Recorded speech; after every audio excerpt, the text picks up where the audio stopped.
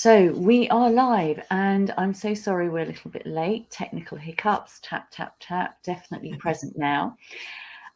So I'm delighted, Jacky, to have you back on my little program here. Thank you so much for coming back. So for those of you who haven't met Jacky, she wrote her first poem when she was 11. It was an anti-drugs rap. The irony that she went on to be a psychotherapist specialising in addiction is not lost on her. She has an MSc in addiction psychology and counselling and has presented at the International Conference on Addiction and Associated Disorders on social media addiction. This year, no, I guess last year now, you performed your one-woman performance poetry show, Stop the World, I Want to Get Off. And I just adore that title. It's absolutely brilliant. And you performed that at the Edinburgh Fringe Festival, where you received 4.5 stars out of 5, which is fabulous. So big congratulations to you. And you're also creator and host of the Therapeutic Poet podcast, and have been shortlisted for International Women's Podcast Awards last year. So you're on a mission to rehumanize us one poem at a time. And your collection of poetry, Stop the World, I Want to Get Off, is now out. So I'm delighted to have you back here. Thank you so much for taking the time, and so much apologies for my delay in starting. So I think what we'll start is we've chosen a lovely poem for you to read, and I would love it if you could kick off with reading your poem. Sure. So this poem is called Yummy Mummy, and I wrote it when my eldest was about 2.5, and he's now 17. And I had a newborn as well. And I wrote this one day whilst I was running the bath for them, and everything in this poem is true. So it's called Yummy Mummy. I'd love to be a yummy mummy with effortless grace and poise, serene and pristine as I care for my young boys. I try to do the right thing, breastfeed, puree my own veggies, create faces on wholemeal pizzas, pirate ships from tater wedges. I teach my kids to talk right, always say their please and thank you, be able to recite nursery rhymes by the time that they turn 2. I want to stay at home, but have a witty repertoire, and have my kids listening to audiobooks in my ultra-safe eco car. I've hats and gloves and sunscreen to deal with British weather. I want to show the world that I've got my shit together. But I've just walked around the shops with baby sick on my left boob, and I'm a target hit as my 2-year-old hurls a loo roll in a tube. I'm sterilising bottles and opening a pot of baby food, and my attempt at making veggies fun is really rather rude. My 2-year-old just swore at me, at least it was with clarity, and a floating poo in the bath is the source of much hilarity. I'm tired, I'm sore, I want to scream no more. Fair play to you, yummy mummies. I don't know how you do it, but please, won't you tell me what is the secret to it? Oh, thank you so much. That is absolutely brilliant. And I'm sure that there is not a mummy out there who can't relate to that poem on some level. And I think it's quite tragic that we feel that there is this such a high level that we try to achieve, that we believe that other mummies have their shit together, as you put it. And I don't think it's helped that the media portrays all these yummy mummies in magazines and on television. That these film stars, they kind of like, they pop their babies out, and the next day they're out jogging in their latest designer clothes and latest buggy, and everything looks radiant. It's really interesting because I remember after having my daughter, I just felt so angry with the world. I felt like everyone had lied to me. That it's like, why did nobody tell me the truth? I think also I had a shift from, I'd had a successful career, and I was used to getting, like a personal development plan each year of telling me what I needed to improve on, telling me where I was doing it well. If I did a good job, I get a promotion or I get a pay rise, or so there's that sort of structure of feedback and I can't say that word, remuneration. And then suddenly you're isolated, you're sore, you're confused because there's so much, conflicting stuff out there. You're overwhelmed because it's not just caring for the baby, but now it's being a responsible parent caring for the baby and an eco-friendly parent that's caring for the baby. And any decision seems to actually need in-depth consideration when you don't have the brain power to have that consideration. And I just think it ends up being such unrealistic expectations. But I think it's also about how much we've internalized all of that. So it can sometimes feel like the pressure comes from within. Like the stories I had going around my head, well, I need to be doing this and I need, and I should breastfeed, a lot of that was a lot of critical voices going on in my head that I'd internalized from other people. So I think sometimes we talk about, it's this and that, but actually the stories that we tell ourselves are what perpetuates that exhaustion. Absolutely. And so we need to change what we tell ourselves and have more compassion for where we find ourselves in the moment, with whatever's going on. And I think it's very easy to compare ourselves to other people out there, but that's everyone's different and everyone has their unique journey. Something else that your poem reminds me of is, I don't know if you ever watched that TV series called Motherland. Yes. Yeah. Yeah. And it's so painful to watch, isn't it, for anyone who's seen it, because it takes those uncomfortable moments and it takes them to extreme, and it's really difficult.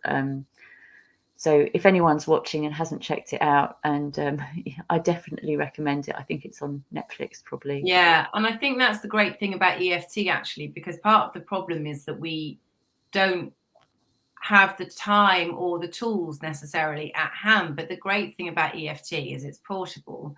Even if you're just sort of tapping on the side of your hand, you're immediately just bringing down those cortisol levels. You can do it in the middle of the night whilst you're feeding your baby, and I think it can really just make a big difference without having to get into all of the stories and sorting it all out in your head. Physically, how can I just calm myself down so that I've got a bit more capacity to handle this? Absolutely, 100%. And I always tell mums, one of the best times to do your tapping is in the toilet, because why waste an opportunity? Yeah. So it is so quick, and it's so quick to just shift that moment into one where I can do this. Yeah. And I think that's a really good phrase, like that, I can do this, because when you're saying about comparison, I think comparison comes from when we feel like we're failing, and it feels like, and we do that one up, one down. Well, I don't feel like I'm great, but at least I'm better than so-and-so, but I'm not as good as, and that's a natural kind of thing that we all do in that comparison. But certainly when we haven't got those resources and we feel like we're not on top of everything, and you can't be on top of everything as a mum at any stage. It doesn't, because they're constantly growing and changing.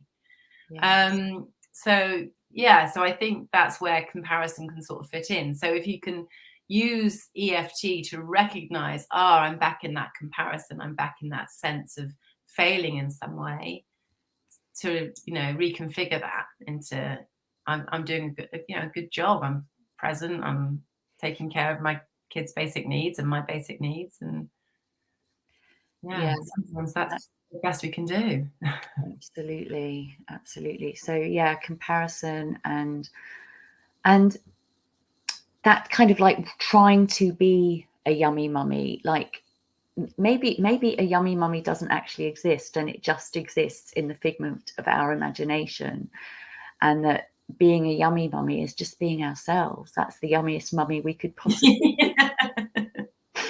Yeah, I don't know. I mean, it's certainly in my experience, I think, you know, it's how much you buy into it, isn't it? I think there's definitely, my experiences, there were definitely, you know, in the school playground, there were definitely people that would dress up for the school playground and things. You think, God, I remember with my third child, I literally had my coat over and my wellies on, and underneath I still have my pajamas. I just, you know, and I know there's that saying, isn't the slummy mummy? I seem to, it ends up being more that than, but even any judgment about being a mum, whether it's slummy or young, you know, it's just being human and being a mum and trying to, as no labels really would be a great. Absolutely.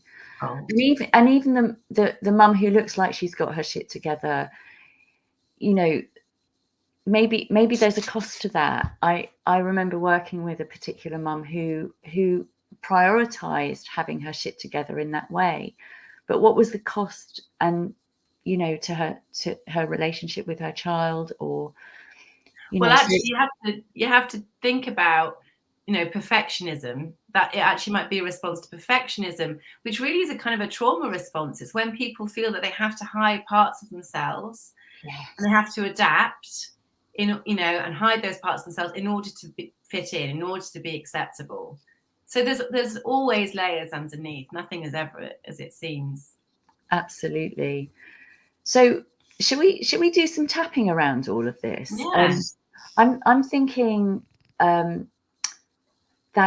struggle of wanting, you know, wanting that perfection, wanting to have our shit together, be that yummy mummy, but inside feeling like everything's going wrong and that. So, and also I think just like sort of the lack of feeling like we can delegate or ask for help. So I think, you know, I think adding that in as well is important. Absolutely.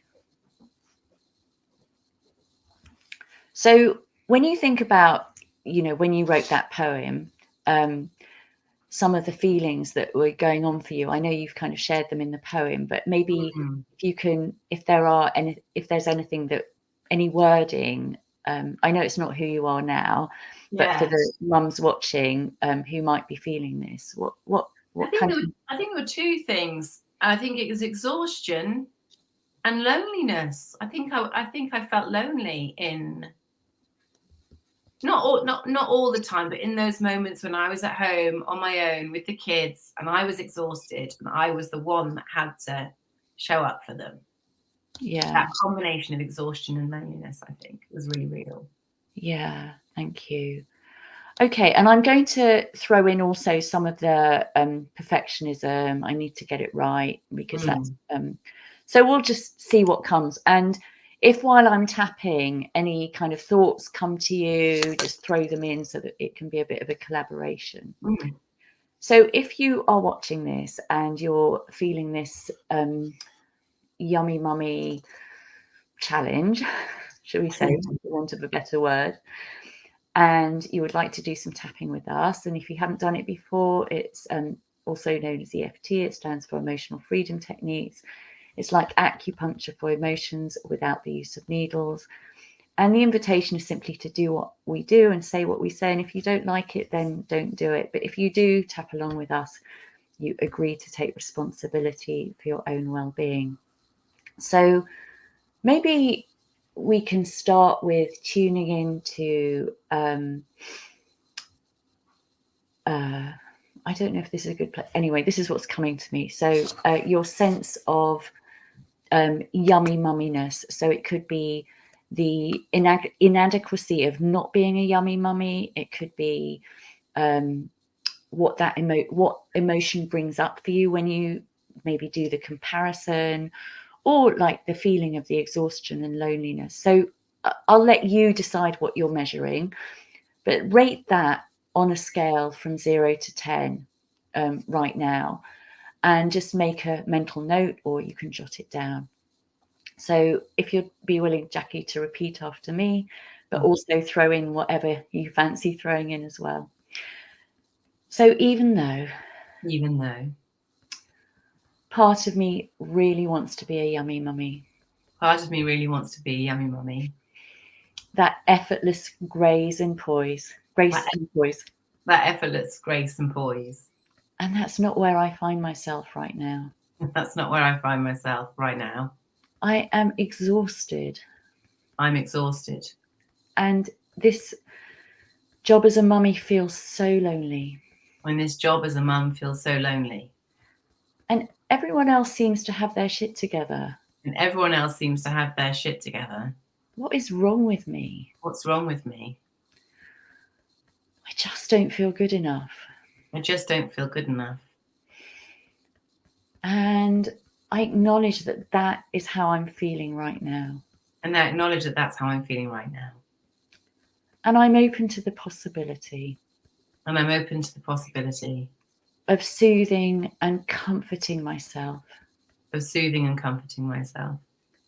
With whatever I'm feeling right now. With whatever I'm feeling right now. So we're going to tap through the points, and I really wish I was that yummy mummy in the playground. I really wish I was that yummy mummy in the playground. She looks like she's got it all together. She looks like she's got it all together. And I'm the mummy with the PJs under her coat. And I'm the mummy with the PJs under her coat. And I don't understand how to get it right. And I don't understand how to get it right. Everything's just so exhausting. Everything's just so exhausting. I feel like I'm doing it all on my own. I feel like I'm doing it all on my own. And maybe that yummy mummy's got a nanny. Maybe that yummy mummy's got a nanny. But for me, I'm doing it on my own. I'm doing it on my own. And I can ask for help. And I can ask for help. But it doesn't feel right. But it doesn't feel right. Because I should be able to do it on my own. Because I should be able to do it on my own. Because I am a capable woman. Because I am a capable woman. And maybe before I had children, I was capable in my job. And maybe before I had children, I was capable in my job. So this should be doable. So this should be doable. It should be achievable. It should be achievable. But my children didn't come with a manual. But my children didn't come with a manual. There doesn't seem to be a straightforward algorithm. There doesn't seem to be a straightforward algorithm. To bringing up my children. Bringing up my children. So sometimes I feel a bit lost. Sometimes I feel a bit lost. And lonely. And lonely. And exhausted. And exhausted. And I just want to get it right. And I just want to get it right. I just want to give my children the best. I just want to give my children the best.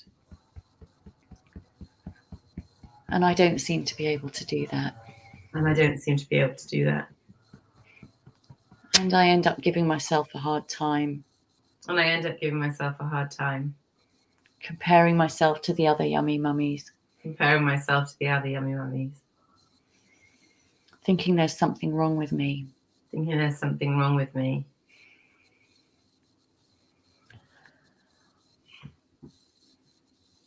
So let's just take a deep breath for a moment and pause.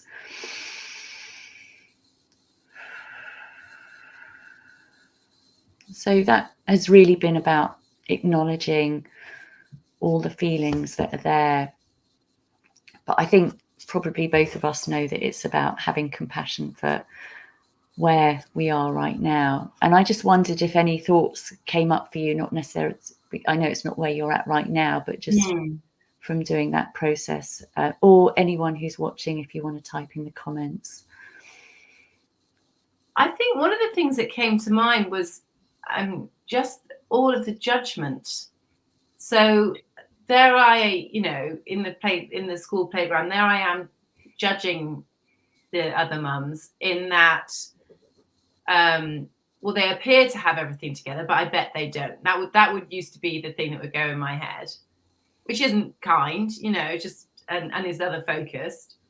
And And there was something you said about, sort of I should have it all together. And also the judgment around, oh, well, they've probably got a nanny or whatever. Some people do have that, and that's okay, So it's that double bind, isn't it? It's impossible to do it all by ourselves. They say it takes a village to raise a child, right? Exactly. So I think, a lot around the how parenting can bring up so many shoulds. Yeah. And yes, like you say, the first place that we can change that is self-compassion. And as you were talking, it did remind me, I feel embarrassed to share this, but when my eldest was born, I really couldn't, being so out of control with his sleeping and his feeding, and it was all over the place. And I remember doing a spreadsheet of his sleep times and feeding to try and work out what the pattern was. And then when my third child came on, so this, sort of 7 years later, I chucked all that out of the window and just, worked on reframing of being grateful in the middle of the night when he woke me to be fed, that I get another chance to be with my baby. And I know that sounds glib, but actually that shift in mindset was about surrendering control. It was about to say, okay, well, this is where I am now, and how can I make the best of being where I am now? I think that sounds so incredibly beautiful. Really. I mean, the courage to actually change your mindset in that moment, because that's the hardest time. Those night feeds can be those hardest times. And the things we tell ourselves and how you shifted up, I think that's so beautiful. So I'm sure that a lot of people are going to resonate with that spreadsheet and and I will say that shift came because with my third child I asked for help. I did say I can't do it, and so I did have more capacity to change my mindset. It's not like I suddenly was still at the same exhaustion, and I built a structure around me where I did get people to help. And I think that's key. Like you say, it really does take a village to raise a child. And I don't think we were designed to, it's not supposed to be like a one-on-one or a mum to 3 children. We're supposed to be tribal, community beings. And I think that's where a lot of the challenges come from in motherhood, and a lot of the postnatal depression and all of that, because we just don't have the support. We don't live near our family. We maybe don't get on with our family. Maybe there's no family. And to just ask friends for help is difficult. Maybe we can't afford paid help. It's very tough. And you have all of those layers, because even if you do have family around, there can be this attitude of, well, we managed it. We managed it with less money, and we managed it with, which isn't helpful. And so, it's so multi-layered. Absolutely. Yeah. Okay, so let's do some tapping. So even though I have all these judgments. Judgments about myself. Judgments about myself. Judgments about the other mums. And so many shoulds. I'm acknowledging all of that. With compassion. I give myself a hard time.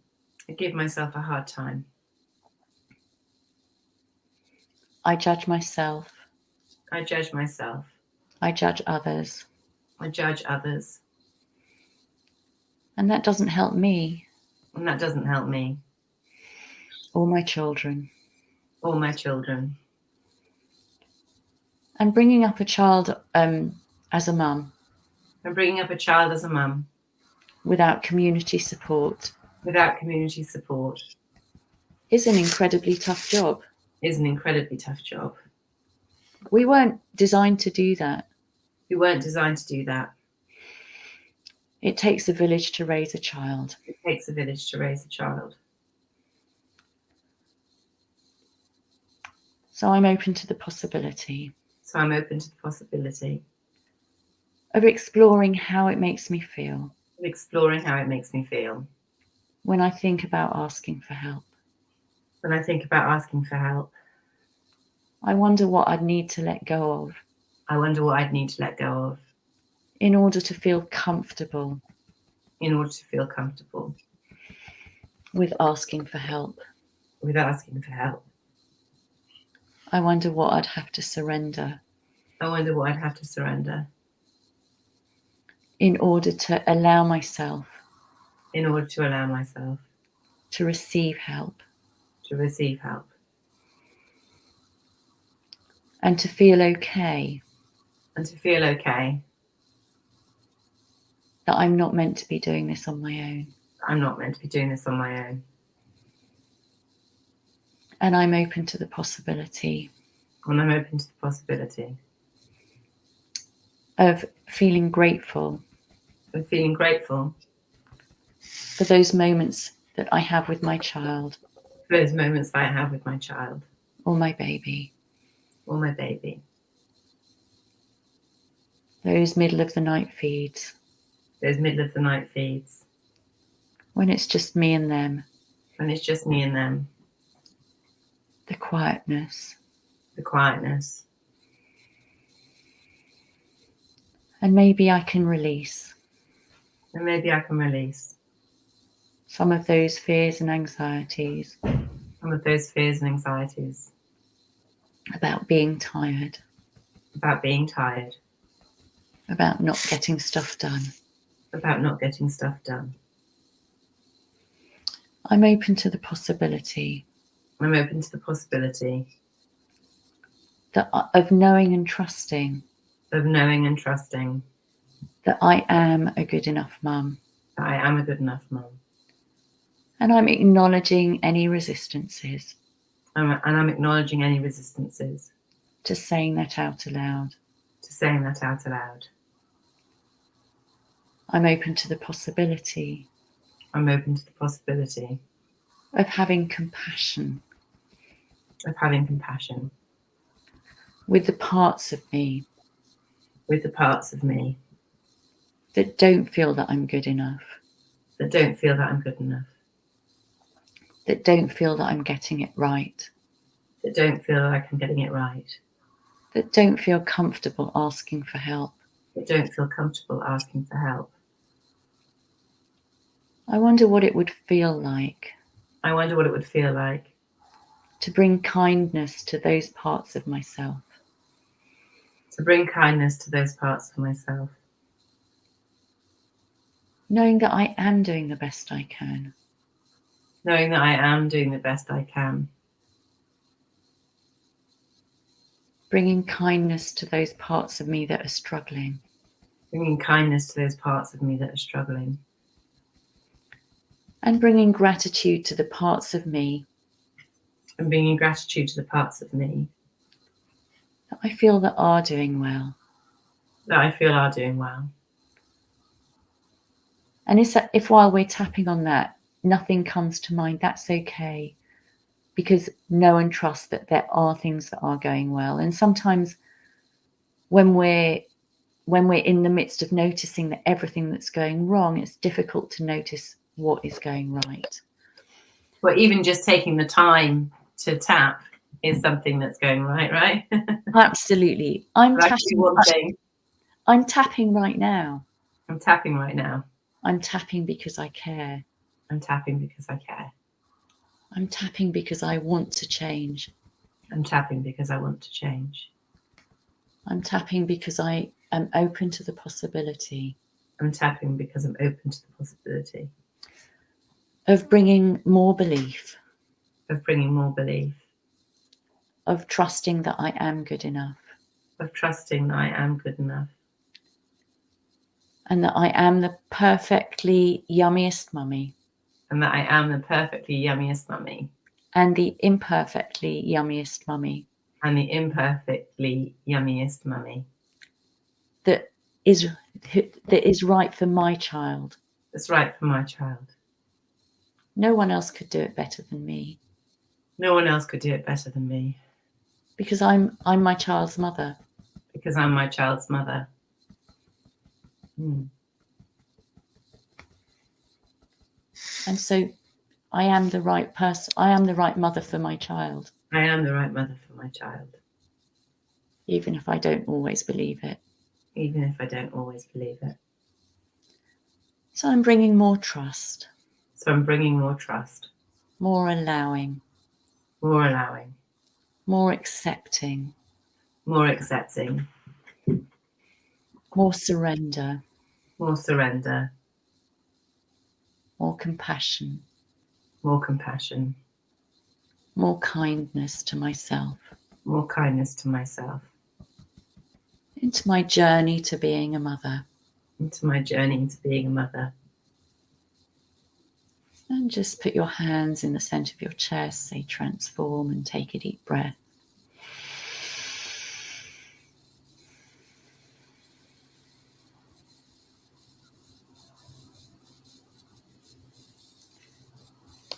So, is there anything else that you think that... I think two things. I hope I can remember both. I think when you were saying about no one can do it better than me, actually, I think it's okay that sometimes other people can do bits of parenting our children better than we can, because and it goes back to that idea that we can't do it all. Like there's definitely certain things that I'm not great at, and other people that I know and that are in my children's lives are great at. And so again, that having gratitude for that and just letting that be, but in, like you said about the trust that overall I'm unique as far as my children are concerned, because I am their only mum. Yeah. So you see, now I've forgotten the second thing I wanted to say. It was towards the end of what you were saying, but I don't remember. Well, just to say, you're absolutely right. But I guess what I was trying to put across is, like, we are the right mum for our children. Yeah, that's what I mean. It's like, it's not, it's the sum of the parts. It's not the parts. It's not the little, it's not, Yes. Oh, I don't bake with my child once a week. It's, Yeah. it's the sum of who you are. You are irreplaceable simply by being their mother. By being. Yes. Simply by Yes. being. Yes. Yes. And I can remember the other thing, Yes. which is when we were tapping and saying, I want to change. Actually, it's like I deserve to change. And I think underneath it might be interesting to explore, it's probably grief there. Because why are we trying so hard? There's part of us that is feeling inadequate, where does that come from? We didn't suddenly wake up as a mother and decide we were inadequate. That is old. I'm so glad you brought that up. That is so true, because we bring to our parenting, when we become a mother, we bring the sum total of what we've experienced in our life, and perhaps what's been passed down through generations. Yeah. So it could be, well, the mothers in our family, they are weak, or the women in our family are weak, or it could be, the mothers in our family are very strong, but I'm not feeling strong, so therefore there must be something wrong with me. I'm not like the rest of the mothers in my family. So we can bring in all those sorts of things along with what our mothers told us as children. Like, I've worked with mums who've said, my mum told me, oh, don't become a mother. Whatever you do, don't do it. Isn't that tragic? Like, what imprinting is that going to bring into that woman's then becoming a mother? And so absolutely working on the root cause. And that's where working with a practitioner like you, Jacky, or like me, that's where we can get down into the nitty gritty of what brought those feelings into our mothering in the first place. Yeah. And I think our culture has a lot to do with it as well. Yeah, definitely. And I think, again, the great thing about EFT is if people are worried about, oh my God, I don't want to open that can of worms and I'll just disintegrate and I've still got to take care of the kids and everything. I think the great thing about EFT is there's techniques where you don't have to go into the telling of everything, that you're just working energetically on the, when I even think about thinking about this, it brings up all of this stuff. And that's what we can clear. And I think that's what's great about it. 100%. You said that so beautifully. Thank you. Yeah. So for anyone watching, just so that you know, you are an amazing mother because of just you being. There's nothing you need to do to be an amazing mother. That's just, I mean, you're bringing up a child. That's being an amazing mother in itself. So just give yourself a pat on the back. Yeah. And of course, tapping to release all the stuff that is coming up as we think that or say that, then can release that so that you can step more fully into that yummy mummy, into that amazing mummy, and being completely okay that we're not going to get it right. You know, sometimes we will, sometimes we won't. It's the nature of being a mum. Yeah. And, you know, if you think about how do children learn, it's through the role modeling of their parents. If you're role modeling to your child self-acceptance, or working on self-acceptance through tapping and regulating your emotions through tapping, then that's amazing stuff that you're passing down to you know, you're teaching them how to take care of themselves by you taking care of yourself. Absolutely. Thank you so much for sharing that. And thank you so much for coming on to this this video again. I really, really appreciate it. And I love your wisdom that you bring to it. It's absolutely fantastic. And so if people want to find you, I know you've got a newsletter and some other things. Would you mind sharing that? Yeah, so I'm on Substack, which is a new, well, that's been around for a few years. It's like a newsletter forum. So if you could do jackypower.substack.com, you'll find me. And I do a regular weekly newsletter there, and sometimes I incorporate tapping techniques and things into it. And it's teaching people about feelings, because we often talk about, you know, mental health, but underneath that's a whole bunch of feelings that I really feel, you know, we need to be conversant with. And EFT is all about feelings and how physically we feel things. So I think it sort of ties in nicely with that. I am also on Instagram, although I'm not updating that as regularly, under the Therapeutic Poet. And then there's my website, jackypower.com. Oh, and the podcast, the Therapeutic Poet podcast. So. And the book? And the book, which I have here. So this is Stop the World, I Want to Get Off. Words for when you want to leave the planet but don't have billions to build a rocket. And that poem, I don't think is in there, but there are some mummy poems in there. So, fantastic. Yeah. Well, thank you so much for sharing. I really, really appreciate it. And if anyone's got any questions, then do type them in the comments, or do let us know how you got on in the tapping, and post those in the comments. And if you've enjoyed this, please do share this video with other people who you think could benefit. So in the meantime, have an amazing day. Bye. Everyone.